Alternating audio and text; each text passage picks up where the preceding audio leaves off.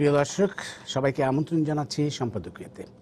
আমাদের আজকের বিষয় আওয়ামী লীগের উদযাপন, বিএনপির টানাপোড়েন। এবং এ নিয়ে আমাদের সাথে আলোচনা করার জন্য যারা উপস্থিত আছেন আমি তাদের সাথে পরিচয় করিয়ে দিয়েছি। প্রথমেই রয়েছেন ওবায়দুল মুক্তাদির চৌধুরী এমপি, কার্যনির্বাহী সদস্য, বাংলাদেশ আওয়ামী লীগ। রয়েছেন সৈয়দ ইমরান সালেহ প্রিন্স, সাংগঠনিক সম্পাদক, বিএনপি, এবং নাইমুল ইসলাম খান, প্রধান সম্পাদক, দৈনিক আমাদের নতুন সময়। প্রিয় দর্শক, আপনাদের বলে দিয়ে আপনারা ইচ্ছে করলে আমাদের সাথে এই আলোচনায় সরাসরি যোগ দিতে পারবেন। সেই জন্য আমাদেরকে ফোন করতে হবে, যেই নাম্বারগুলো টেলিভিশনের পর্দায় দেখা যাবে সেই নাম্বারে। এছাড়া আপনারা ফেসবুক অথবা SMS-এর মাধ্যমেও আপনাদের মন্তব্য পাঠাতে পারেন। তা আমরা আলোচনায় যাবার আগে একটু দেখে নেব এই মুহূর্তের প্রধান শিরোনামগুলো। স্লোগানে উচ্ছ্বাসে সোহরাওয়ার্দী উদ্যানে আওয়ামী লীগের বিজয় সমাবেশ।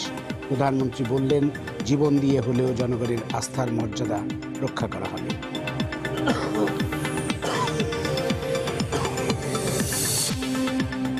নৈতিক পরাজয়ের গ্লানি ঢাকতেই আওয়ামী লীগের বিজয় উৎসব, মন্তব্য মির্জা ফখরুলের। আবারও বললেন, বিএনপি ও ঐক্যফ্রন্টে কোনো বিভেদ নেই।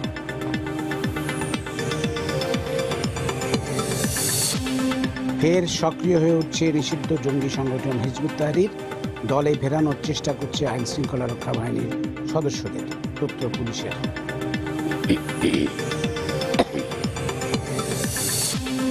সড়কে কিছুতেই থামছে না মৃত্যুর মিছিল।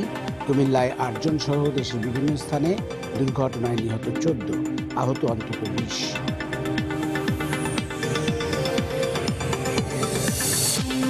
এবং রাজধানী সহ সারা দেশে কমতে শুরু করেছে চালের দাম। 1 সপ্তাহের ব্যবধানে কেজি প্রতি কমেছে 2 থেকে 3 টাকা। স্বস্তিতে ক্রেতা।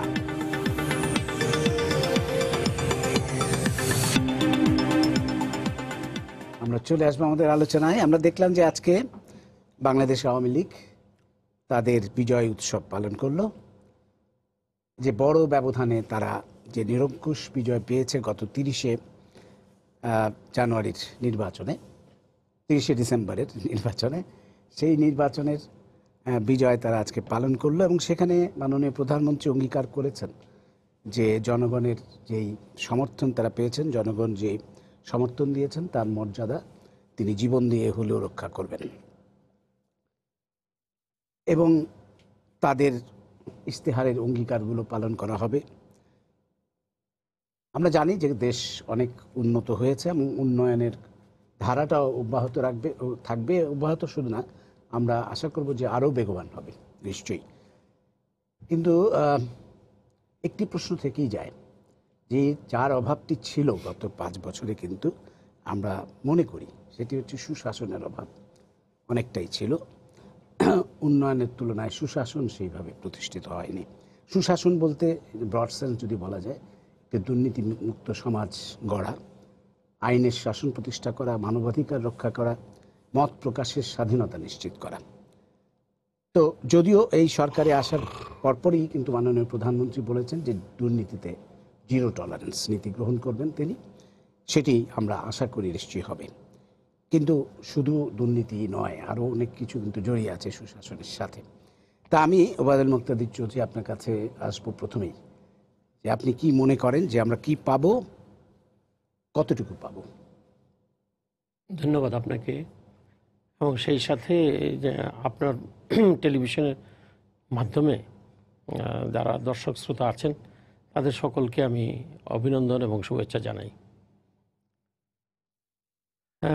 দেখুন, গত মেয়াদে যখন জননেত্রী শেখ হাসিনা ক্ষমতায় ছিলেন গত 2 টার্ম, এবং এর আগেও যখন 96 থেকে 2001 সাল পর্যন্ত ছিলেন, সবসময়ই উনি একটি স্বচ্ছ জবাবদিহিমূলক সরকার মানুষের সামনে হাজির করার চেষ্টা করেছেন, এবং গত 2টি নির্বাচনের পরেও এই একই কাজ করে গেছেন। এবং যে জন্য একটা কথা আমি আপনাকে বিনয়ের সাথে বলবো যে কখনো কোনো দেশের উন্নয়ন সম্ভব হয় না যদি সেখানে স্বচ্ছতা, জবাবদিহিতার অভাব থাকে। এবং আপনি নিজেই স্বীকার করলেন, এবং অনেকেই স্বীকার করে, অধিকাংশ লোকেই স্বীকার করে, মুষ্টিমেয় কিছু লোক ছাড়া, যে দেশের যথেষ্ট উন্নয়ন হয়েছে। উন্নয়ন হওয়া মানেই হলো যে দেশে স্বচ্ছতা ছিল, জবাবদিহিতা ছিল সরকারের, না হয় উন্নয়নের ধারা অব্যাহত থাকতো না। এখন এইবারও আমরা যখন মনে করি যে জননেত্রী শেখ হাসিনা যে প্রতিশ্রুতি দিয়েছেন এবং যে অঙ্গীকার আজকে ব্যক্ত করেছেন উনি মহাসমাবেশে, যে উনি জীবন দিয়ে হলেও তার অঙ্গীকার রক্ষা করবেন, আমি মনে করি যে এটা উনি সত্যিকার অর্থে এটা মিন করেছেন। কারণ উনি কখনই অমূলক কথা বলেন না এবং গাল ভরা কথা বলেন না। যেটা সম্ভব, যেটা বাস্তব, যেটা উনি পারবেন সে কথাটাই উনি বলার জন্য চেষ্টা করেন। আমি মনে করি এটা পারবেন তিনি। এখন অনেকে প্রশ্নটা এইভাবে করে যে এই ধরনের বিজয় দেখে অনেকে ঘাবড়ে যান। দেখেন কিছুদিন আগেই তো ভারতে, কিছুদিন আগে না, মাত্র 5 বছর আগে ভারতে একটা ইলেকশন হয়ে গেল। ক্ষমতাসীনদেরকে একেবারেই নাস্তানাবুদ করে দিয়ে এবং কংগ্রেসের মতো একটা শতাব্দী পুরনো ঐতিহ্যবাহী একটি রাজনৈতিক দলকে একেবারেই প্রায় নামমাত্র অবস্থায় নিয়ে এসে একটা ল্যান্ডস্লাইড ভিক্টরি করে নাই। এটা গণতান্ত্রিক বৃষ্টিটা হয়েই থাকে। মানুষ যখন দেখে যে বাংলাদেশেও যখন মানুষ দেখলেন যে শেখ হাসিনার নেতৃত্বে মানুষ বাংলাদেশ জলে স্থলে অন্তরিক্ষে একইভাবে এগিয়ে যাচ্ছে এবং এই অগ্রযাত্রা অব্যাহত থাকা দরকার, তখন মানুষ তাকে ভোট দিতে দ্বিধা করেনি। এবং আরেকটা দিকও ছিল যেটা আমার কাছে খুবই গুরুত্বপূর্ণ মনে হয়, সেটা হলো যে তাদের প্রতিপক্ষ, আমাদের প্রতিপক্ষ হিসাবে যারা ছিলেন, তারা যথাযথভাবে তাদের প্রতিনিধি, তাদের যে প্রার্থী নির্বাচন করতে পারেননি। এবং এই প্রার্থী নির্বাচন নিয়ে তো কেলেঙ্কারিও হয়েছে, আপনি জানেন যে ক্ষমতায় যাওয়ার আগেই যারা প্রার্থী নির্বাচন নিয়ে টাকা পয়সা লেনদেনের বিভিন্ন অভিযোগ উঠেছে, এমনকি স্লোগানও উঠেছে যে টাকা গেল লন্ডনে, হামলা কেন এই কি গুলশানে আর পল্টনে, তো এরকম স্লোগানও উঠেছে। তো এইটা হয়েছে প্রার্থী, এমনকি দেখেন আমাদের যে ক্যান্ডিডেটদের মধ্যে যে খুব উজ্জ্বল অবস্থানে আছেন সাদেক খান, এরকম নয়। কিন্তু এমনও আমি দেখেছি টিভিতে, আপনাদের টিভিতে না, শুধু অন্যান্য টিভিতেও দেখেছি। আপনাদের টিভিকে যদি কেউ ব্র্যান্ডেড করতেও চান তাহলে করতে পারেন, যেহেতু এটার সাথে আপনারা জড়িত আছেন, আপনাদের অনেক কি মনে করে সরকারি দলের লোক। কিন্তু অন্য টিভিতেও আমি দেখেছি যে বলতেছে যে সাদেক খানের বিরুদ্ধে দাঁড়িয়েছে কে, এই কথাটা কেউ জানে না। তো দাঁড়িয়েছে কে এই কথাটাই যদি কেউ না জানে, ভোট দিবে কাকে? ভোট তো শুধু মার্কাতে ভোট হয়েছে এটা ঠিক না, মার্কার বাইরেও কিন্তু ভোট হয়েছে। সুতরাং ডক্টর কামাল হোসেন নাই, কিন্তু ডক্টর কামাল হোসেনের বিপরীতে ওইখানে যেখানে উনি দাঁড়ান সাধারণত মিরপুর মোহাম্মদপুর থেকে, এখানে কারা দাঁড়িয়েছে?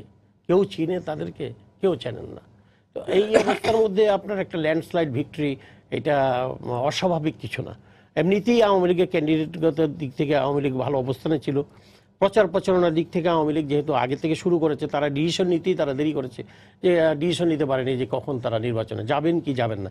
এই ডিসিশন নিতে নিতে দেরি করেছেন, প্রার্থী নির্বাচন করতে দেরি করেছেন।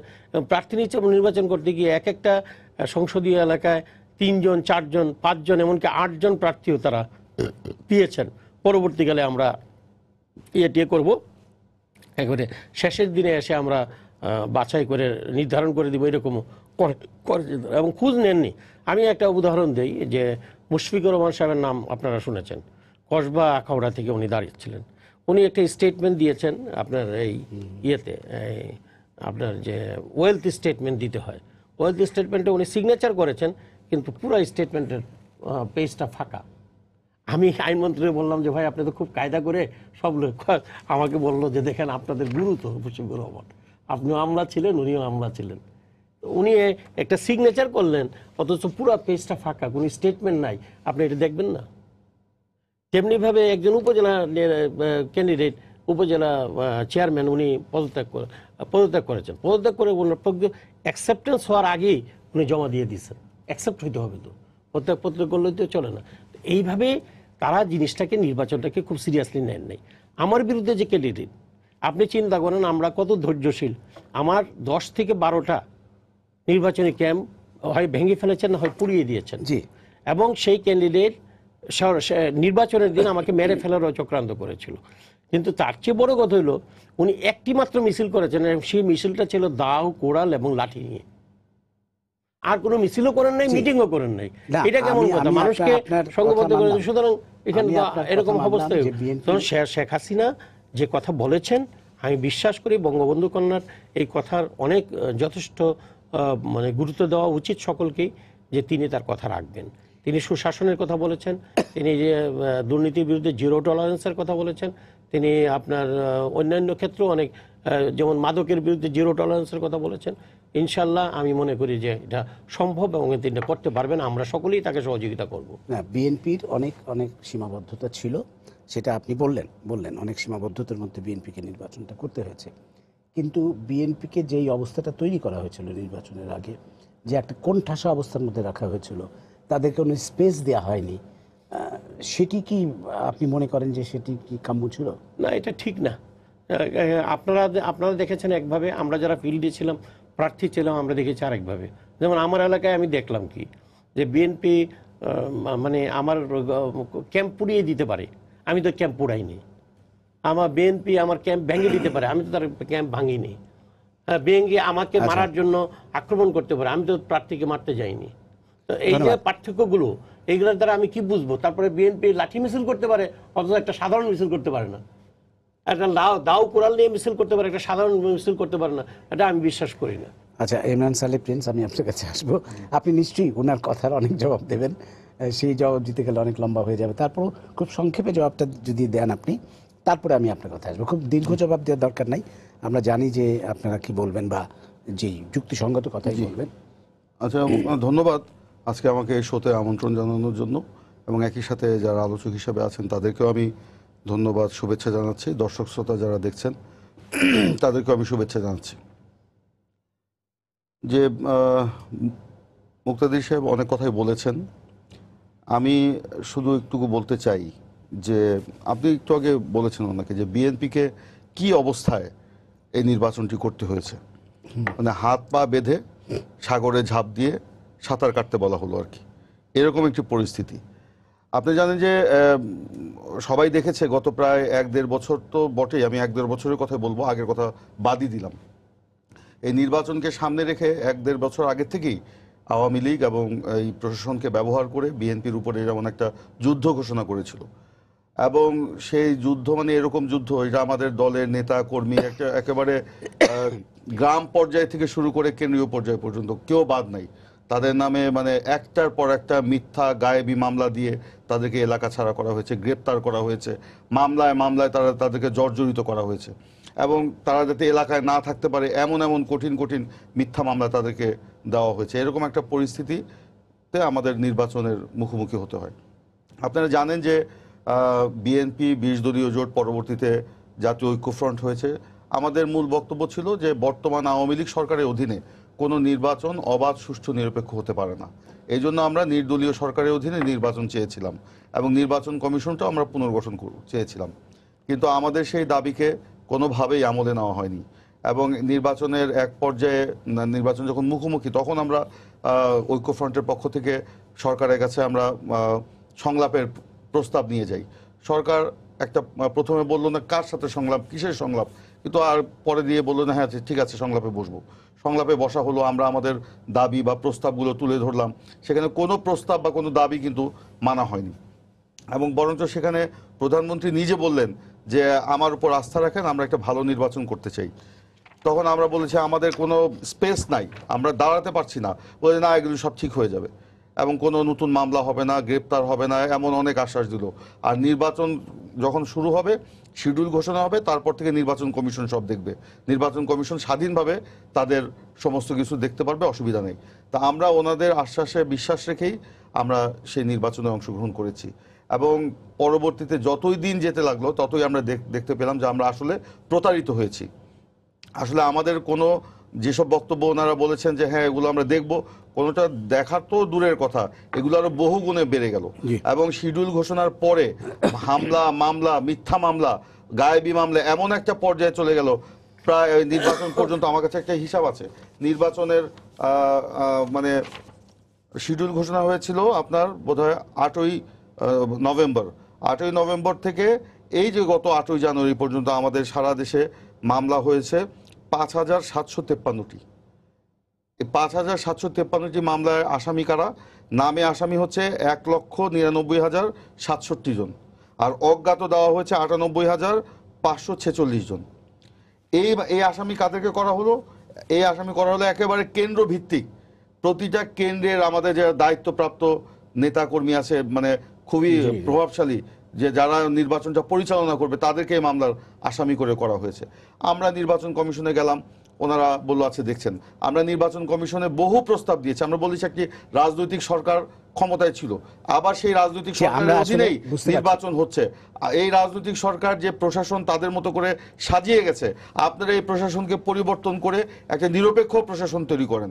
যারা আমাদের এই আওয়ামী লীগ যে প্রশাসনকে দিয়ে আমাদের নেতাকর্মীদের বিরুদ্ধে মিথ্যা এবং গায়েবী মামলা দায়ের করলো, সেই প্রশাসনের আন্ডারে কিভাবে একটি নিরপেক্ষ নির্বাচন হতে পারে? সিইসি এবং নির্বাচন কমিশনাররা প্রথমে কিন্তু এই যৌক্তিকতা মেনে নিয়েছিলেন। তারপরের দিনই আমরা শুনলাম অন্য জিনিসে, না, কোনো প্রশাসন পরিবর্তন হবে না। তো এদের এরকম একটা বৈরী পরিস্থিতির মধ্যে আমাদেরকে নির্বাচন করতে হচ্ছে। উনি বললেন যে আমরা নির্বাচনে মনোনয়ন দিয়েছি 5টা 7টা 8 জন করে। আমরা আমাদের জানা মতে আমরা সর্বোচ্চ বোধহয় 5 জনের মনোনয়ন দেওয়া হয়েছে আমার জানা মতে একটা আসনে।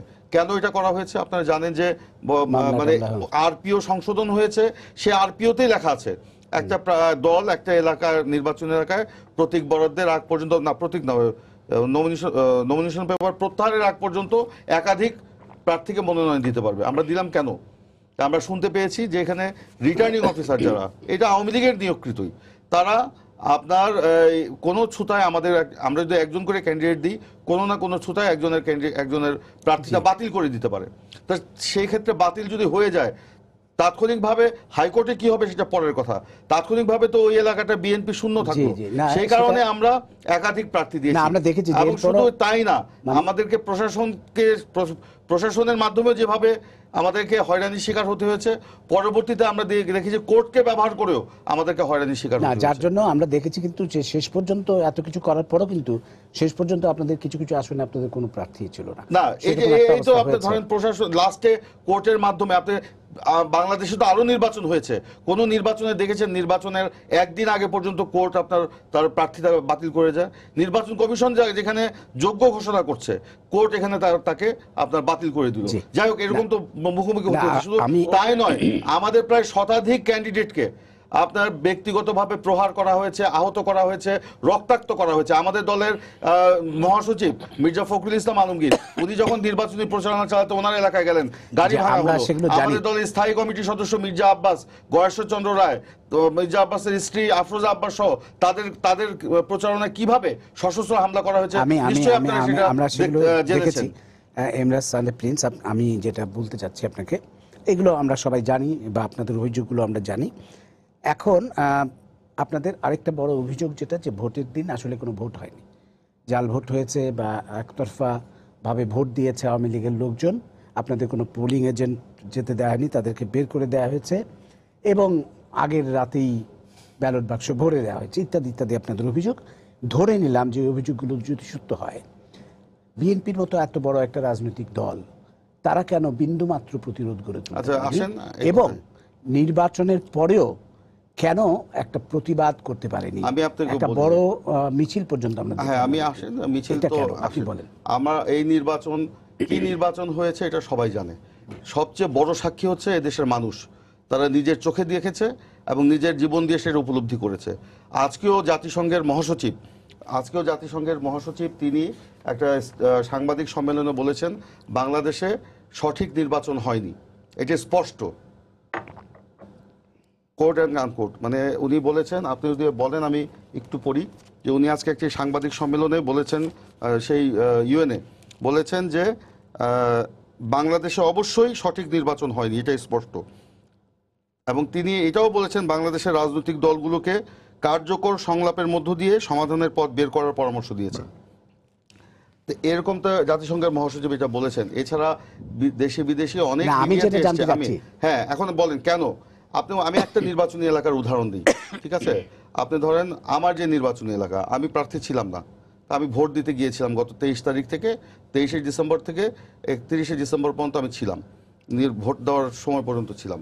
তো সেখানে আমাদের একটা নির্বাচনী এলাকায় প্রায় 450 বিএনপির নেতা কর্মীকে নির্বাচনের মাত্র 4 দিন আগে মিথ্যা মামলা দিয়ে, গায়েবী মামলা দিয়ে তাদেরকে এলাকা ছাড়া করা হলো। শুধু মামলা নয়, আপনার এই 450 নেতাকর্মীর বাড়িতে বাড়িতে পুলিশ গিয়ে আপনার সেখানে তাদেরকে ধরার জন্য আপনার মানে ব্যবস্থা নিল, এবং তাদেরকে না পেয়ে তাদের পরিবার পরিজনকে হুমকি দিয়ে আসলো, তারা যদি ভোট দিতে আসে বা এলাকায় থাকে তোমাদের খবর হয়ে যাবে। এমনকি যাদেরকে আমরা বিকল্প হিসাবে রেখেছিলাম, এই 450 মধ্যে অনেকেই এজেন্ট, এবং এই এজেন্টের যাদের বিকল্প রাখা হয়েছিল তাদের বাড়িতে বাড়িতে গিয়ে আপনার বলা হলো যে নির্বাচনী কেন্দ্রে যাতে কেউ না যায়। এরকম একটা পরিস্থিতিতে সেখানে আমাদের কিভাবে এটা প্রতিরোধ করা সম্ভব আপনি বলেন? একটা নির্বাচনী এলাকায় যদি 450 নেতাকর্মীর বিরুদ্ধে তারা যদি এলাকা ছাড়া থাকে, এই 450 সাথে আরো ধরেন 300 এলাকা ছাড়া, এই যে 700 750 লোক যদি এলাকা ছাড়া থাকে কি হবে? আমি এলাকা ছাড়া হয়ে যাবে কেন? আপনি আওয়ামী লীগ বড় কথা নয়, প্রশাসনটাও বড় কথা। যার হাতে বন্দুক আছে, যার কাছে লাইসেন্স আছে, যার হাতে অস্ত্র আছে, যার কাছে হ্যান্ডকাপ আছে, তারা হচ্ছে বড় কথা। তারা এই কাজগুলি করছে। আমি একটা লাইন শেষ করি। আজকে আমি ভোট দিতে গেলাম আমার ভোট কেন্দ্রে সকাল 10:40। সকাল 10:40 তো কেউ গম গম করার কথা ভোটার দিয়ে, তাই না? শীতের দিন 10:40 তো গম গম করার কথা।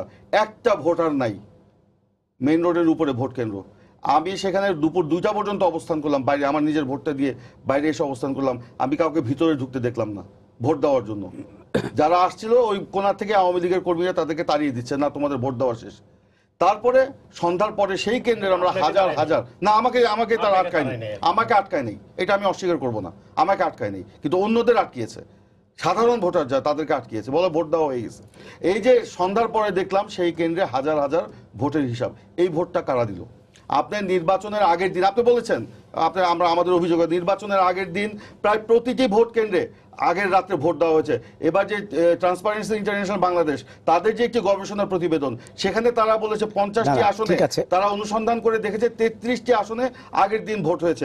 এটা যদি 200 আসনেই অনুসন্ধান করা হয়, দেখা যাবে প্রায় প্রত্যেকটি আসনেই আগের দিন ভোট হয়েছে। আমার প্রশ্নটা ছিল যে বিএনপি এত বড় একটা দল হয়েও কেন প্রতিরোধ করবে? এই যে আমি বলছিলাম, আপনি এখনো কি স্বাভাবিক পরিস্থিতি আছে? আমি এটা শেষ করতে পারিনি।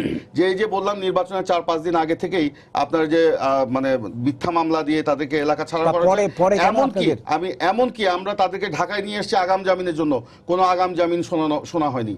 এখন পর্যন্ত তারা এলাকায় ফিরতে পারেনি। আমরা প্রতিদিন 10 জন 20 জন করে আগাম জামিন নিচ্ছি, 1 মাসের আগাম জামিন দিচ্ছে, এখনো তারা এলাকায় ফিরতে পারেনি। তো এখন এই যে এখন যে আমি প্রতিবাদটা করবো কাকে নিয়ে? এত বড় ভোট ডাকাতির পরে আমার এত বড় যে আমার উপর বিপর্যয় চাপিয়ে দেওয়া হলো, আমার এখন কি প্রয়োজন? আমার প্রয়োজন আমার দলের নেতা কর্মীদেরকে রক্ষা করা, তাদেরকে একটা আইনি সহায়তা দেওয়া, সেটা তো আমরা দিতে পারছি। ওনারা যে বলেছেন আগের রাতে ভোট দেওয়া হয়েছে, এইসব প্র্যাকটিসের সাথে আমরা পরিচিত নই। এইসব প্র্যাকটিসের সাথে ওনারা পরিচিত এই জন্য যে হানা ভোট এইভাবে হয়েছিল। প্রয়াত general Zia chief of army staff থাকাকালে যে নির্বাচন করেছিলেন, রাষ্ট্রপতি নির্বাচন, তখন এইভাবেই নির্বাচন হয়েছিল। এইটার সাথে ওনারা পরিচিত। সুতরাং ওনারা মনে করেন সবাই বোধহয় একই পদ্ধতিতে ইলেকশন করে, এই জন্য তারা এরকম মানুষ দেখেছে। প্রশাসনকে দিয়ে আপনারা করিয়েছেন, তো এই প্রশাসনই আপনাদের ঘাড় ধরবে। মিস্টার প্রিন্স, মানুষ দেখেছে বলেই মানুষ আপনাদের পক্ষ হয়ে একটা কথাও বলছে না।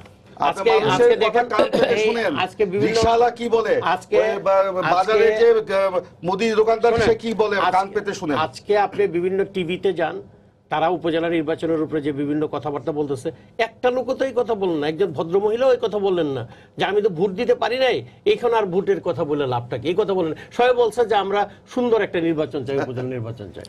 ধন্যবাদ। আমি একটু যাব, বেসলেস কথা বলে ইসলাম খান আপনার কাছে আসবো। আপনি দুই পক্ষের বক্তব্য শুনলেন। আপনার কাছে আমি যেটা জানতে চাই, যে যেটা আমরা বলছি আওয়ামী লীগের কাছ থেকে এই বড় বিজয়ের পর যে সুশাসন, সেটা আসলে কতটা পাবো বলে আপনার মনে হয়? আর বিএনপির যে একটা এখন খুবই সংকটজনক অবস্থায় বিএনপি আছে, ওনার কথাতেও বোঝা গেল বা আমরা সেটা বুঝতেই পারছি, এই সংকট থেকে বেরোনোর উপায়টা কি বিএনপির, আপনার কি মনে হয়? দুটো পয়েন্ট, আমি স্ট্রিক্টলি আপনার 2 পয়েন্টে থাকবো, অন্য আলোচনাটায় যাব না। সেটা দিয়েই বলি, বিএনপি কোনো সংকটে নাই। বিএনপি গত 1 বছর যাবৎ সংকট উত্তরণের প্রক্রিয়ায় আছে। আচ্ছা, মানে আমরা যদি প্রতি পদে পদে লাভ ক্ষতির আলোচনা করি, এটা মানে ব্যালেন্স শিট এভাবে দেখে না, we have to wait for a while, তারপরে দেখা যাবে। BNP is making very few mistakes recently. গত এক বছর মতো সময় বিএনপি রাজনৈতিকভাবে বেশি মিস্টেক করতেছে না। কিন্তু আরেকটু আগে হলে, যেমন ঐক্যফ্রন্টটা যদি তারা এক বছর আগে ফর্ম করতে পারতো, এখনো যে তাদের মধ্যে কনফিউশন, জামাত নিয়ে কি হইতো না হইতো, এগুলি রিজলভ হয়ে যেত ইলেকশনের আগে। এগুলি তাদের প্রতিটি কেন্দ্র ভিত্তিক প্রস্তুতি হয়ে যেত। থিওরিটিক্যালি কিন্তু বিএনপি বলেছিল যে ভোট বিপ্লব হবে, মানুষ দাঁড়াবে। আমি নিজে সারাক্ষণ অনুসরণ করেছি ফেসবুকে তাদের campaign, very interesting, theoretically very correct, যে কিচ্ছু না। আপনি যদি মেজর আখতারুজ্জামানের ম্যাটারগুলি দেখেন, এবং আরো অনেকের আমি দেখেছি, যে ইলেকশনের দিন অঙ্ক করে দেখানো হয়েছে যে বাংলাদেশের ফায়ার পাওয়ার কি। বলছে যে এক একটা কনস্টিটিউয়েন্সিতে যদি 5,000 লোক কোথাও দাঁড়ায়, বাংলাদেশে কোনো ফোর্সই নাই যে এই 5,000 লোকের এগেনস্টে যেতে পারে, ইলেকশনে থাকে না। একটা কেন্দ্রে যদি 1,000 লোক দাঁড়ায়, 500 লোক দাঁড়ায়, এটাকে কনফ্রন্ট করার মতো কোনো লজিস্টিক্যাল অ্যারেঞ্জমেন্ট গভর্নমেন্টের নাই। কিন্তু এটা দাঁড়ায় নাই মানে কি বিএনপির সাপোর্টার নাই? না, বিএনপির সাপোর্টার আছে। এটা আমার কাছ থেকে শোনা দরকার নেই, প্রধানমন্ত্রীর কাছ থেকেই শুনবেন। কারা সেই সাপোর্টার? আওয়ামী লীগের বিরুদ্ধে একটা গ্রুপ আছে বাংলাদেশে। এটা স্বাধীনতার পর থেকেই ছিল, হয়তো আগের থেকেও ছিল, হয়তো 70-এর নির্বাচনেও ছিল। একটা বিরুদ্ধ ধারা আছে। বিএনপি দল হিসাবেও সুপ্রতিষ্ঠিত, কারণ বিএনপিরও কিন্তু একটা রাজনৈতিক ইতিহাস হয়ে গেছে। এটা 30-40 বছরের একটা রাজনৈতিক দল, এটা তো নতুন দল না। কিন্তু বিএনপি একটা ঝক্কি ঝামেলায় পড়ে গেছিল তাদের রাজনৈতিক সিদ্ধান্তের ভুলের কারণে।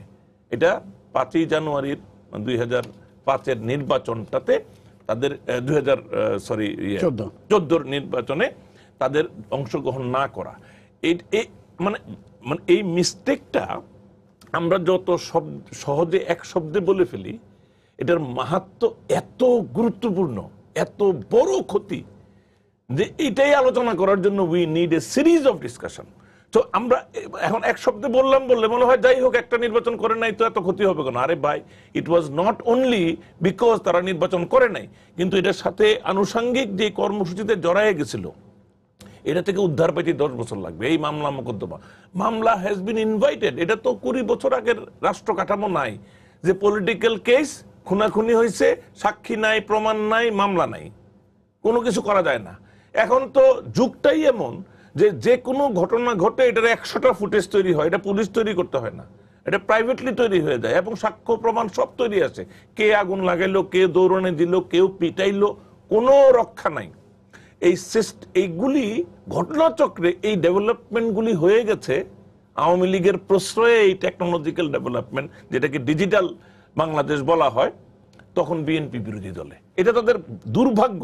এই দুর্ভাগ্যটা প্রকট হয়েছে অনলি বিকজ তারা 2005-এর সেই 5ই জানুয়ারির নির্বাচনটাতে অংশগ্রহণ করে নাই, এবং করলে তাদের রেজাল্ট অসাধারণ হইতো। এটা আওয়ামী লীগের লোকজনও স্বীকার করে, হয়তো পাবলিকলি বলবে না, প্রাইভেটলি বলে। কারণ এই নির্বাচনটার আগে আপনি জানেন 5-6টা সিটি কর্পোরেশন নির্বাচনে আওয়ামী লীগের সর্বাত্মক চেষ্টার পরও একটাতেও তারা জিততে পারে না, একটাতেও না। বিএনপির উচিত ছিল মানুষের সেই ভোটের উপর আস্থা রাখা। বিএনপি, আমি বলি, voice of the people is the voice of God. আর আমি নিজে একটু আল্লাহ ভীরু মানুষ, আমি মনে করি বিএনপি মানে গুনাহগারি কাজ করছে ওই ইলেকশনটাতে অংশগ্রহণ না করে। রাষ্ট্রের জন্য, দলের জন্য, রাষ্ট্রের জন্যও কিন্তু এই যে একটা শক্তিশালী বিরোধী দল নাই, এটা কি আমাদের রাষ্ট্রের জন্য ভালো জিনিস নাকি? শক্তিশালী বিরোধী দল একটা রাষ্ট্রের জন্য অত্যন্ত জরুরি। আমাদের সাংবাদিকতা আরো স্বাধীনভাবে করতে পারতাম, অনেক কিছু করতে পারতাম যদি শক্তিশালী বিরোধী দল থাকতো। একটা গ্রামের, একটা পরিবারের কোনো বিপদ হলে, হিউম্যান রাইটস এর কোনো অ্যাবিউজ হলে, 2টা দল থাকলে আশ্রয় নেওয়ার জায়গা থাকে। এরকম অনেকভাবে বলা যায়। BNP has done a severe disservice to this whole society and the country. কিন্তু আমি মনে করি যে বিএনপি গত 1 বছর ধরে পথে আছে। একটা রাষ্ট্রের জীবনে বড় কিছু না। আমি বিএনপিকে বলবো, আপনারা শুধু আওয়ামী লীগকে অনুসরণ করেন। 75-এ বঙ্গবন্ধু হত্যাকাণ্ডের পর তার পরিবারের যে নৃশংসতা হয়েছে, তারপরে আপনি মনে করেন একে একে আমরা কিন্তু ভুলে যাই। এগুলি কিন্তু অনেক আলোচনা হয় মুক্তিযুদ্ধ 75 নিয়ে, কিন্তু সব আলোচনা এখনো ঠাই করা যায় না, কারণ আলোচনা তো 45 মিনিট। শেখ হাসিনা দেশে ফিরল, নিজের বাড়ি নিজের ঘর যেখানে তার বাবা সহ পরিবারকে হত্যা করা হয়েছে সেখানে সে ঢুকতে পারে নাই, রাস্তায় দাঁড়াইয়া তাদের দোয়া করতে হয়েছে, কোরআন শরীফ পড়তে হয়েছে। Do we remember? সেই বিরুদ্ধ পরিবেশ থেকে 21 বছর পরে তারা ক্ষমতায় গেছে। বিএনপির এমন কি বিরুদ্ধ সিচুয়েশন হয়েছে কম্পেয়ার টু দ্যাট? প্লিজ, আমরা কিন্তু ইয়াং রিপোর্টার ছিলাম, আমরা জানি তখন মাঠে কি হয়েছে। আওয়ামী লীগেরও কর্মসূচি ডাকলে লোক আসতো না, আওয়ামী লীগও দুর্বল দল ছিল, পুলিশের দৌড়ানি খাইলে সবাই দুর্বল। জনক্ষোভ যদি, জনবিক্ষোভেরটাতে যদি একটা আপনি বিদ্রোহে পরিণত করতে না পারেন, বিএনপি যদি পারে, বিএনপির অনেক অভিযোগ আপনিও যেটা বললেন, এই অভিযোগের পরিত্রাণ পাওয়ার উপায় এক, যে এটা গণবিদ্রোহ বিপ্লব হোক, তো তারা করুক, এটা রাজনৈতিক দলের কাজ। আচ্ছা, আপনি বিপ্লব করবেন একটা এক্সিস্টিং সরকারের বিরুদ্ধে, এটা কি সরকারের কাছ থেকে সুবিধা নিয়ে করা যায় নাকি? আপনাকে আপনার কৌশলে করতে হবে। আপনি কিভাবে মানুষকে খেপাবেন বা উদ্বুদ্ধ করবেন, it is your responsibility, it is not the responsibility of Awami League to help you overthrow them. এটা কেমনে হয়? নবডি। এটা আওয়ামী লীগ তো চাই বিএনপি একভাবে ক্ষতিগ্রস্ত হোক। আমাদের পৃথিবীর সবচেয়ে বড় স্ট্যাবলিশ ডেমোক্রেসি হলো আমাদের প্রতিবেশী ইন্ডিয়া, সবচেয়ে বড় স্ট্যাবলিশ ডেমোক্রেসি। আপনিও জানেন, আমিও জানি, বিজেপির ডিক্লেয়ার্ড পলিটিক্যাল পলিসি হলো কংগ্রেস মুক্ত ভারত প্রতিষ্ঠা করা। আপনি অবাক হবেন, এটা কিন্তু as high as Amit Shah বলে। এবং এক একটা নির্বাচনে তারা যখন জিততো বলতো এখানে আমরা 2 ধাপ অগ্রগতি হয়েছে, কোনোবার বলে আরো 1 ধাপ হয়েছে, এবার অবশ্য সর্বশেষ ওনারাও বেকায়দায় আছে। বাট দি পয়েন্ট ইজ, এগুলি কিন্তু পলিটিক্যাল টার্গেট হইতে পারে। আমি বলছি এগুলি বৈধ, বৈধ নাইলে অমিত শাহ বলে কিভাবে? আমার কথা হচ্ছে বৈধ মানে এই না যে আমি ব্যক্তিগতভাবে মনে করি যে বিএনপিটা থেকে মেনে নিবে। সো বিএনপিকে আমি মনে করি সঠিক রাস্তা, বিএনপিকে সময় নিতে হবে অর্গানাইজ করার জন্য। তারা একটা প্রবলেমে পড়ছে। আমার ধারণা তাদের এই কষ্টটা 21 বছরের হবে না, আওয়ামী লীগের 21 বছর ছিল। খান, আবার আসবো হতে পারে আপনার কাছে। আমি এখন মুক্তাদি চৌধুরী আপনার কাছে আসতে চাই যে বিএনপি সংসদে নাই বলে, মানে সেইভাবে নাই, বা তারা যতটা সিট পেয়েছে তারা সেই কয়টাও তারা অ্যাকসেপ্ট করছে না এবং যাচ্ছে না। একটা সংকট তৈরি হয়েছে যে বিরোধী দল নাই সংসদে। সেই অর্থে এরশাদের জাতীয় পার্টি বিরোধী দল হিসেবে আত্মপ্রকাশ করেছে নতুনভাবে। আমরা যদিও জানি জাতীয় পার্টি গত পার্লামেন্টে তারা সরকারেও ছিল, বিরোধী দলেও ছিল, এবং এরশাদ আপনাদের মহাজোটেরই অংশ। তারা এবার বিরোধী দলে তাদেরকে আপনারা নিয়েছেন, এবং একই সাথে কিন্তু আপনারা যারা নৌকা মার্কা নিয়ে ভোট করেছেন, আপনাদের মিত্র, তাদেরকেও বিরোধী দলে ঠেলে দিচ্ছেন। এই কারণে বললাম যে তারা যেতে চাচ্ছে না, কিন্তু ঠেলে দিচ্ছেন। অবস্থাটা এমন। তো সেই হিসেবে মানে এটা তো বিএনপি না থাকার কারণেই সংকটটা তৈরি হয়েছে মূলত। এইটার থেকে উত্তরণের পথ কি আপনার কি মনে হয়? একটা শক্ত বিরোধী দল দরকার। এটা থেকে উত্তরণের একটা বড় পথ হলো যে কয়টা সিটি তারা জিতেছেন ঐক্যফ্রন্ট, তাদের পার্লামেন্টে আসা উচিত। কারণ ভারতে আপনার কংগ্রেসের নেতৃত্বে যে অপোজিশন ছিল, তা কিন্তু কংগ্রেসের বিশাল বিজয়, বিজেপির বিশাল বিজয়ের মুখে তারা খুবই ক্ষুদ্র একটা অংশ, মাত্র 60-এর নিচে ছিল, 100-র নিচে ছিল তাদের ভোট। তারা কিন্তু এসছে এবং তারা কিন্তু কথা বলছে। এখনো কিন্তু রাজীব গান্ধীর কণ্ঠ দিন দিন কিন্তু চড়া হচ্ছে, যে রাহুল গান্ধীর কণ্ঠ দিন দিন চড়া হচ্ছে, যে রাহুল গান্ধী মোদীকে জড়ায় ধরে নানানভাবে কৌশল করার চেষ্টা করছে, সেই রাহুল গান্ধীর এখন চড়া হচ্ছে। এখন মানে গলি গলি পে সুর ওঠা, হ্যাঁ, ইন্দিরা গান্ধী চোর হয়, এটা উল্টা হয়ে গেছে। এখন গলিগুলিকে সুর ওঠা, মোদী সাহেব চোর হয়, এই কথা তারা বলতেছে এখন, বুঝছেন না? তো এইরকম অবস্থানে চলে গেছে। এইটা হলো যে রাজনীতিটা কেউ কাউকে সুবিধা দেয় না। পৃথিবীর একেবারে প্রথম ইতিহাস থেকে শুরু করে এখনকার পর্যন্ত কেউ কাউকে সুবিধা, এই যে থেরেসা মে, উনি যে একবার নির্বাচনে হারলেন, আবার গিয়ে ওনার নির্বাচন রক্ষা করার জন্য উনি নির্বাচনে জিতেছেন। প্রতিনিয়ত চেষ্টা করে যাচ্ছেন কিভাবে তিনি টিকে থাকবেন, আর অন্যরা চেষ্টা করে যাচ্ছে। এই মনে হয় যে গত নির্বাচনের আগের নির্বাচনে লেবার পার্টির সবচেয়ে বড় শোচনীয় পরাজয় হয়েছিল দ্বিতীয় মহাযুদ্ধের পরে। এত অল্প সংখ্যক ভোট নিয়ে লেবার পার্টি কিন্তু আপনার হতোদ্যম হয় নাই, হতোদ্যম হয় না। এরকম একবার হয়েছিল, লেবার পার্টি তখন দ্বিখণ্ডিত হয়ে গিয়েছিল, তারা 24 না কয়টা সিট হ্যাঁ, পেয়েছিল মাত্র। এখন সেখান থেকে কিন্তু উঠে এসেছে লেবার পার্টি। লেগে থাকতে হবে আপনাকে। রাজনীতি কোনো দয়া দাক্ষিণ্যের বিষয় নয়। আমি দয়া করব আর আমার অপোনেন্ট রাজনীতি করবেন তা না। আমি তো বাধা দেওয়ার চেষ্টা করবই, নানানভাবে চেষ্টা করব। এই যে আমাকে বিএনপির ক্ষমতায় নেয়, তারপরেও তারা যেভাবে আমার উপরে নিপীড়ন চালিয়েছিল, আমি তো টিকে থাকার জন্য চেষ্টা করেছি। জি, ধন্যবাদ। টিকে আছি। আমি বলি এই যেটুকু আছে, যেমন একেবারে সর্বশেষ যে নির্বাচন হলো একটা ব্রাহ্মণবাড়িয়াতে, সেখানে কিন্তু বিএনপি জিতেছে এবং তারা কিন্তু নির্বাচন প্রত্যাহার করে নাই। উনি তো বলতে পারতেন যে না, আমি নির্বাচন থেকে প্রত্যাহার করলাম। সুতরাং তারা আসুক, কারণ জনগণের একটা ম্যান্ডেট তো যেখানেই যতটুকু পেয়েছেন, যে অবস্থায় পেয়েছেন। আমরা 39 সিট পেয়েছিলাম, আমাদের মনে আছে 79-এর ইলেকশনে যে পদ্ধতিতে তারা 79-এ ইলেকশন করেছিল। তারা মনে করে কি, যখনই কোনো নির্বাচন হয় মনে করে, তখন যারা হেরে যায় তখন মনে করে এটা বলতে 79-এর ইলেকশন, কারণ 79 এরকম বাক্স ভরে ফেলছিল রাত্রে বেলা। ধন্যবাদ। 21 বছর লাগছে। 21 বছর লাগছে আমাদের আমাদের এই সাথে একজন অবস্থা দর্শক থেকে। আছে ফোনে, আমরা 39 ফোনটা নিয়ে আসি। প্রিয় দর্শক, আপনার 39 পরিচয়টা, সিট কি আওয়ামী লীগের পাওয়ার কথা? প্রিয় দর্শক আপনার পরিচয়টা দিয়ে প্রশ্নটা করুন। হ্যালো। হ্যালো। জি বলুন। হ্যালো, আসসালামু আলাইকুম। ওয়ালাইকুম সালাম। হ্যাঁ, আমি প্রশ্ন করতে চাচ্ছি যে বিএনপি শুধু নালিশ করছে, প্রতিরোধ কেন করে তুলতে পারছে না? আর 2 নম্বর হলো, আমি নিজেও ভোট দিয়েছি আদাবর আসলে, সেখানে কিন্তু 2টো পর্যন্ত আমি লাইনে দাঁড়িয়ে করছি। আর এই যে আমাদের অবশ্যই মাথায় রাখতে হবে যে 2টো প্রধান দল, একটি দল ভোট দিতে আসে নাই, তাহলে তো 50% ভোট হবেই। এটাই তো প্রশ্ন। ধন্যবাদ। জি, আপনাকে প্রশ্নটা করেছি মনে হয়। জি, আমি একটু উত্তরটা দেই, তারপর আমি কিছু কথা বলতে চাই। এখানে বলেছেন বিএনপি নালিশ করছে, প্রতিরোধ কেন করতে পারছে না। আসলে যে বোনটি প্রশ্ন করেছেন তাকে ধন্যবাদ এই প্রশ্নটি করার জন্য। দেখেন, ঘটনা ঘটলেই তো নালিশ করতে হবে। নালিশ আমরা কার কাছে করছি? জনগণের কাছে করছি। নালিশ আমরা জনগণের কাছেই করব, এটাই তো স্বাভাবিক। আজকে আওয়ামী লীগ যে কায়দায় ভোট ডাকাতি করলো, জনগণের ভোটের অধিকার ছিনিয়ে নিয়ে গেল, সেই যে কায়দায় মানুষকে প্রতারিত করলো, আমরা তো এই নালিশ করবই। এটা রাজনীতিতে এটা নতুন কিছু নয়।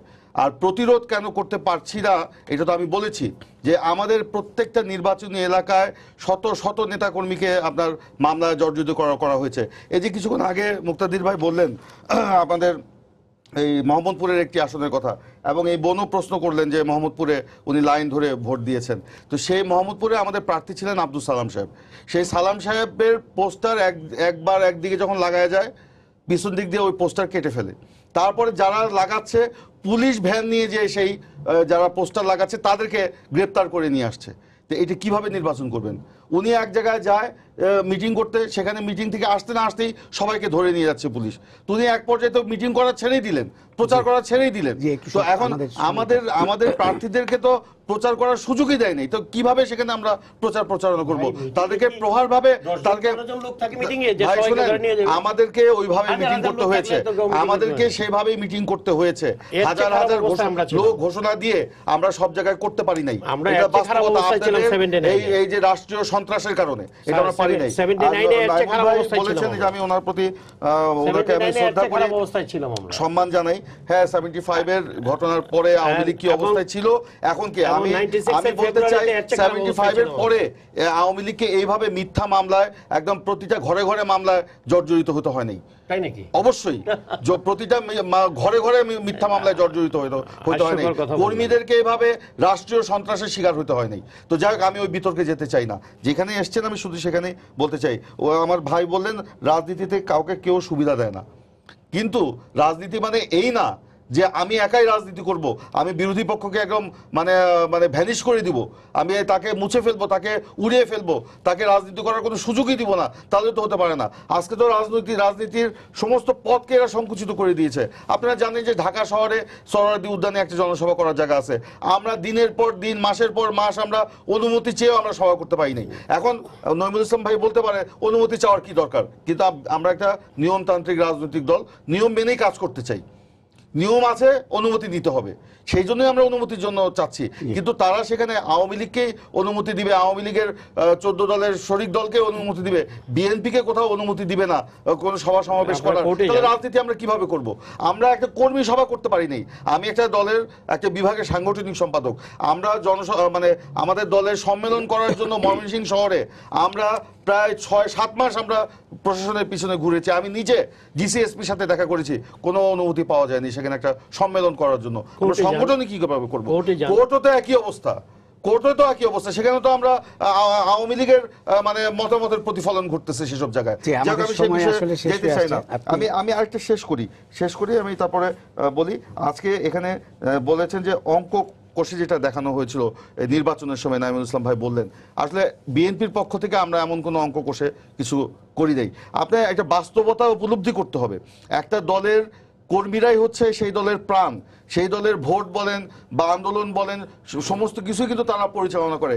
তারাই যখন মিথ্যা মামলায় জর্জরিত হয়ে এলাকা ছাড়া হয়ে যায়, ফেরার জীবন যাপন করে, তখন সেখানে আমরা এই ভোটারদেরকেও কিন্তু আমরা আনতে পারি না। কারণ এই ভোটাররাও আতঙ্কিত হয়ে তখন কিন্তু ঘরেই বসেছিল।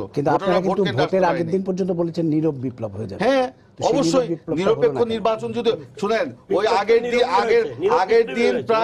দিন আমি তো গ্রামে ছিলাম, আমি দেখেছি আগের দিন কারফিউর অবস্থা সন্ধ্যার পর থেকে, মানুষ বাজারে ঢুকতে পারেনি, বাজারে ঢুকে পুলিশ র্যাব ঢুকে আপনার সেই বাজার খালি করে দিচ্ছে। তো সেই কারণে মানুষ আগেই বুঝে গেছে, আগেই মানুষ কিন্তু বুঝে গেছে ভোট কি হবে, মানুষের জন্য কিন্তু ভোট কেন্দ্রে যায় নাই। যে আমাদের সময় শেষ হয়েছে, আমি শুধু আপনাকে একটু প্রশ্ন করব যে আপনাদের এখন এই আপনাদের কয়েকজন নেতা বলছেন, যে সিনিয়র নেতারা বলছেন যে দল পুনর্গঠন করতে হবে, পুরনো নেতৃত্ব ঝেড়ে ফেলে নতুন নেতৃত্ব আনতে হবে। সেটা কি আপনি কতটুকু বাস্তবসম্মত মনে করেন? বিশেষ করে তারেক রহমানের নেতৃত্বের ফলে বিএনপির একটা ভাবমূর্তি সংকট তৈরি হয়েছে দেশে এবং বিদেশে। তো সেইখান থেকে পরিত্রাণের উপায়টা কি? দেখুন, আমি একটা 1 মিনিটে বলার বিষয় না, যাই হোক আমি তারপরে বলবো যে গতকালকে আমাদের দলের প্রতিষ্ঠাতা চেয়ারম্যান শহীদ প্রেসিডেন্ট জিয়াউর রহমানের জন্মবার্ষিকী উপলক্ষে একটি আলোচনা সভা ছিল। সেখানে আমাদের দলের নেতারা বক্তব্য রেখেছেন। ওনারা কিভাবে বক্তব্য রেখেছেন আমি নিজের কানে শুনেছি, কিন্তু আজকে পত্রিকায় কিভাবে এসছে সেটাও আমি আবার নিজের চোখে দেখেছি। তো যাই হোক, ওনারা যেখানে বলেছেন যে আজকে এই সংকটের মুহূর্তে আমাদের দলের কর্মীদের পাশে দাঁড়াতে হবে, যেসব কর্মীরা নির্যাতিত হয়েছে, নিপীড়িত হয়েছে, তাদেরকে পুনর্বাসন করতে হবে। এবং আপনি জানেন আমাদের এই নির্বাচনকালীন সময়ে 19 জন নেতাকর্মী আমরা হারিয়েছি, নিহত হয়েছে বিভিন্নভাবে। তো এদের পরিবার পরিজনের পাশে দাঁড়াতে হবে। এবং ওনারা এই কথাও বলেছেন যে দল পুনর্গঠন এখন করতে হবে। সেই পুনর্গঠনে যদি প্রয়োজন হয় আমরা যারা বয়স্ক হয়ে গেছি আমরা সরে দাঁড়াবো। এটা তো ওনারা ওয়েলকাম করেছেন ইয়াং নেতৃত্বকে, এবং আমরাও সেই ব্যাপারে ব্যবস্থা নেব। কিন্তু সব কিছুর জন্য প্রয়োজন একটা পরিবেশ। সেই পরিবেশ যদি না থাকে তাহলে এই পুনর্গঠন প্রক্রিয়া করা যাবে না। আমরা পুনর্গঠনের জন্য এলাকায় যাব, পুলিশ সেখানে আমাদেরকে বাধা দিবে, আওয়ামী লীগের কর্মীরা দাও কুড়াল নিয়ে আমাদের উপর আঘাত করবে, সেটা তো হবে না। দ্বিতীয় কথা আমি বলছি, তারেক রহমান সাহেবের কথা বলেছেন, আমার জানা নাই যে তারেক রহমানের নেতৃত্ব দেশে বিদেশে কোথাও প্রশ্নবিদ্ধ হয়েছে। আমাদের দলের নেতাকর্মীরা কেউ মনে করে না যে তারেক রহমানের নেতৃত্বের কারণে আমাদের বিপর্যয় ঘটেছে। এই বিপর্যয় ঘটেছে আওয়ামী লীগের সরকারের স্বৈরতান্ত্রিক মনোভাব এবং রাষ্ট্রীয় মেকানিজমকে ব্যবহার করে এই নির্বাচনের ভোটের অধিকার কেড়ে নিয়ে তাই সেই ফল হাইজ্যাক করার মাধ্যমে এই ঘটনা ঘটানো হয়েছে। তারেক রহমানের নেতৃত্বের কারণে এটা হয়েছে আমি এটা মনে করি না। আর জামাতের ব্যাপারে যেটা বলেছেন, দেখেন একটা কথা বলতে চাই, জামাত বাংলাদেশের রাজনীতি করছে। এই জামাতকে নিয়ে অনেক আলোচনাও হয়েছে, তাই না? 20 দলীয় জোটে জামাত কিন্তু নতুন নয়। এই জামাত ধরেন 86 সালেও আমরা যখন এরশাদের বিরুদ্ধে আন্দোলন করি, এই জামাতও সেই আন্দোলনে ছিল। তারপরে সেই 86 সালের নির্বাচনে জামাতকে সাথে নিয়ে আওয়ামী লীগ কিন্তু নির্বাচনেও গিয়েছে, তখন কিন্তু কথা উঠে দেয়। আর দ্বিতীয় কথা হচ্ছে, এই জামাত যদি যুদ্ধ অপরাধের দায়ে সংগঠন হয়ে থাকে তাহলে জামাতকে কেন এই আওয়ামী লীগ সরকার নিষিদ্ধ করছে না? এটা কেন আপনারা জিজ্ঞাসা করেন? জামাতকে আপনারা এখনো বোঝা মনে করছেন না? বোঝা মনে করছি না বা করছি না, সেটা আমাদের নিজস্ব বিশ্লেষণের ব্যাপার। আমরা আলাপ আলোচনা করছি নিজেদের মধ্যে, বিভিন্ন নিয়ে আলোচনা হচ্ছে। যখন আমাদের সিদ্ধান্ত হবে তখন জানতে পারবেন। আপনি উত্তরটা দেবেন। একটা প্রশ্ন আপনি উত্তর দেননি, সুশাসন কতটা আপনি আশা করছেন এই সরকারের কাছ থেকে? জি, এইখানেও আনফরচুনেটলি বিরোধী দল যেহেতু দুর্বল, প্রকৃত বিরোধী দল, এই জন্য সুশাসনের জন্য প্রকৃত কোনো চাপ নাই সরকারের উপরে। এটা কিন্তু শেখ হাসিনার জন্য এটা সমস্যা হয়ে গেছে। এবং Sheikh Hasina is actually manufacturing critical voice within the parliament. এটা ম্যানুফ্যাকচার, কিন্তু উনি মনে করেন না ইলেকশনের আগে সিদ্ধান্ত ছিল যে জাতীয় পার্টির সরকারে নিবে না। এগুলো কিন্তু পরিস্থিতি অনুযায়ী এখন করছে, আরে কি ব্যাপার, তাহলে বিরোধী দল। উনি বিরুদ্ধ মতামতের জন্য তাদেরকে বাইরে রেখেছেন, ইনু ভাইদেরকে বাইরে রেখেছেন, এবং উনারও সিনিয়র নেতৃবৃন্দকে উনি অসন্তুষ্ট করেছেন। তাদের এই অসন্তোষ will generate criticism and critical discourse within the parliament. এবং সিনিয়র এই সমস্ত নেতৃবৃন্দকে যখন আবার পার্লামেন্টারি স্ট্যান্ডিং কমিটিতে দিবে, ওইখানে আবার চরম মানে সুশাসনের নজির তৈরি হবে, মানে অ্যাকাউন্টেবিলিটি। কারণ এখন যারা মন্ত্রী সবাই তাদের জুনিয়র হলে কি হবে, অ্যাকাউন্টেবিলিটি থাকবে। তারা তখন নির্দ্বিধায় তাদের কাছে মানে পলিটিক্যালি নত বলতে বলবো, মানে সাবসার্ভিয়েন্ট হবে পার্লামেন্টারি স্ট্যান্ডিং কমিটির চেয়ারম্যানদের কাছে। সো এটা কিন্তু ম্যানুফ্যাকচারিং চলতেছে এখন। শেখ হাসিনা নিজে বিরক্ত, কিন্তু আমি এক দায়িত্ব নিয়ে কথা বলছি, এই রেজাল্টে বিরক্ত। উনি হতাশ বিএনপির এই পারফরমেন্সে। ওনারও ধারণা ছিল অন্তত 40টা। আমি বলছি, আর আওয়ামী লীগের যে ম্যানিফেস্টো, সেখানে কিন্তু এইবার প্রথম 6টা পয়েন্টই সুশাসন রিলেটেড। এবং আমি আপনাকে বলছি, আজকের যে জনসভাটা হলো, আমি এটাকে বিজয় উৎসব হিসেবে ততটা দেখি না। আমি এখানে দেখি she has given some messages. এই মেসেজের most of them actually relates to সুশাসন। উনি দুর্নীতির বিরুদ্ধে জিরো টলারেন্সের কথা বলছেন, এইরকম আর কখনো বলে নাই, আওয়ামী লীগ বলে নাই, শেখ হাসিনা বলে নাই। এবং আমার মনে হয় আগামী 5 বছর ইজ ইম্পর্টেন্ট টু হার। বঙ্গবন্ধুর শততম জন্মবার্ষিকী, স্বাধীনতার সুবর্ণ জয়ন্তী, এবং শেখ হাসিনার জন্য এই টার্মটা হচ্ছে তাকে একজন স্টেটস ওমেন হিসেবে লিগেসি রাখার জন্য। আমরা আশা করি যে শেখ হাসিনার মধ্যে যে নেতৃত্ব আছে, তিনি ইচ্ছে করলে নিজেই, মানে একটা তো যে সরকারের পরিবর্তন কিন্তু মানুষ চায়, তো সরকারের পরিবর্তন হয়নি, কিন্তু মানসিকতার পরিবর্তন হয়ে, মনোভাবের পরিবর্তন হয়ে ঘটাবেন, পারফরমেন্সের পরিবর্তন হবে, এবং তিনি সেই পরিবর্তনটা নিয়ে আসতে পারবেন বলে আমরা আশা করি। এবং একই সাথে আমরা আশা করি যে বিএনপি একটা শক্ত বিরোধী দল হিসেবে নিশ্চয়ই আগামীতে আবারও ঘুরে দাঁড়াবে, এবং মুক্তিযুদ্ধের পক্ষের শক্তি হিসেবে বিএনপি পক্ষের দলই আমরা জানি। শুধু জামাত একটা ঝুলে আছে, যাই হোক, সেটা বাদ দিলে বিএনপি অবশ্যই মুক্তিযুদ্ধের দল। আমরা আশা করি বিএনপিও নিশ্চয়ই ঘুরে দাঁড়াবে, এবং আগামীতে আমরা বিএনপিকে একটি শক্ত দল হিসেবে পাবো। প্রিয় দর্শক, আপনাদের সবাইকে ধন্যবাদ। প্রিয় দর্শক, সবাইকে শুভেচ্ছা জানিয়ে শেষ করছি আজকের সম্পাদকীয়। আগামীকাল আবারও দেখা হবে রাত 10টায়। দেখার আমন্ত্রণ রইল। শুভরাত্রি।